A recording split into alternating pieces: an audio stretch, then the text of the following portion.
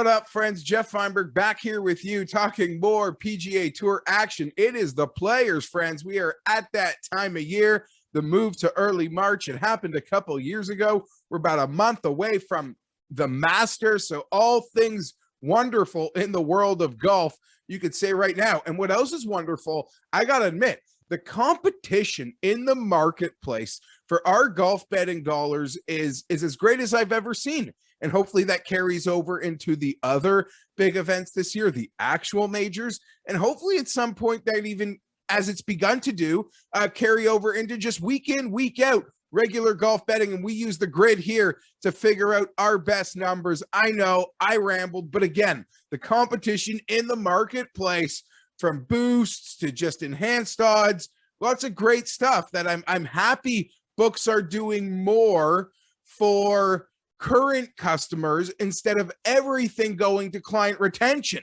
Because if you're watching this video, you've probably been betting golf for a long time. You're about client retention, not client acquisition.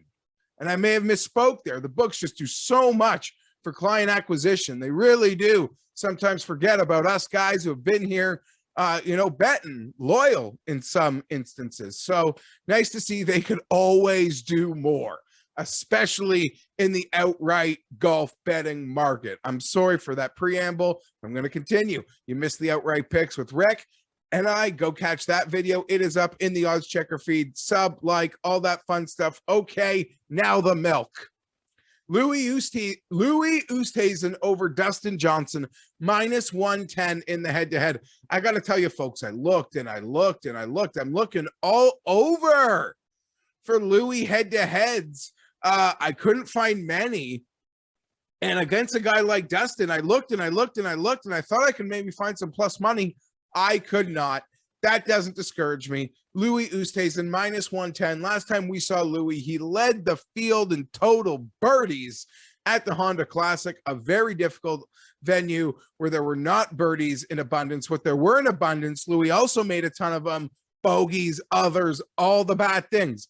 I'm of the belief that an elite player like Louis Oosthuizen, a top-of-the-world golfer like so many of these guys, the easiest fix, like the good is there. We just got to clean the bad. Once we clean the bad, the 21 birdies remain, the ugly is gone. I take a simplistic view of that with how hard and diligent and how they work and how just talented they are to begin with. So I got Louis in my sights this week. I've bet him to win the sucker if you watch the outright vid. Top 20, Sung J M plus 240. Nearly bet him. I just didn't do it. I slipped on the early 50 to ones. I think they've bounced back. They went down to 40 seeing the grid. I think they're back up to 45. I really like that pick. If that's a pick you wanted to make, I want to invest in Sung JM. What a player, a fantastic player. We know Sawgrass, and with the weather this week, you can play in so many different ways. And what has Sung JM shown us in his career? Well, he can win an event at 20 under, and he can win an event like the Honda Classic at like 4 or 5 under. So he has that in his bag, a total package player, so complete that he's the type of event with a player with some of the unknowns. I'm so willing to back this week, plus 240 in the T20 market using that odds checker grid. We're still on Bermuda grass. I think him's going to have a huge week. I'll probably regret not betting him outright on the weekend. T40s, we got a slew of them. Siwoo Kim won here. I want to say 17, but nonetheless, previous champ in the tough conditions, winning score of 10 under that year. Kim plus 130. I like him any which way here, to be honest, even if it plays perfect sunshine. Sergio Garcia, man, I had Sergio the year he lost to Ricky here. That's irrelevant in the playoff. Kisner might have been in that playoff also. Irrelevant. Sergio in his white shades, he always gets around here he's very consistent at being able to handle this place. A lot of experience at Sawgrass. Plus 125 for Sergio to T40. I fully expect him to make the weekend and from there find himself inside the T40. Tommy Fleetwood also plus 125. Fleetwood made the cut on the number last week, ended up finishing just outside the T20. All these Florida tracks are places I do believe Fleetwood should be comfortable with. It's where he plays his best golf. He's had some nice, real nice early runs here before at Sawgrass. But hey, all you need is an early run, and we find ourselves in that T40 contention. Some positive vibes to end the API. Fleet Magic, let's go, plus 125. And that'll do it for me. Kim, Sergio, Fleetwood, all in that T40 market.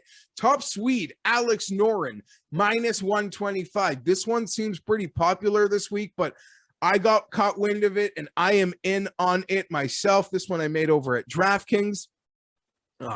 Norlander, Stenson, I'm not afraid. Noren's a guy that I have bet to win this week at 125 to 1, you know, as a long shot. I honestly didn't realize how popular he would be, but it makes total sense. It makes total sense when you sort of play it back. I mean, from a 100 to 1 plus sort of situation. I'm also a bit of a Noren stan as well. Big Noren fan. I'd have probably been on him this week if he wasn't as popular as he was. But if things get hairy, Noren sets up very well. No one, you could say, sets up perfectly for Sawgrass because there are just so many landmines everywhere. But you should get rewarded for your strong ball striking. And top Canadian, plus 150, Corey Connors. We don't even have to worry about Magic Bean Mac Hughes this week. It is Pendrith and it is Hadwin, our nemesis on this one this week. Corey Connors always gets around clean through Florida. I'm curious what his outright number at the Valspar will be next week, because that's one I could be jumping on.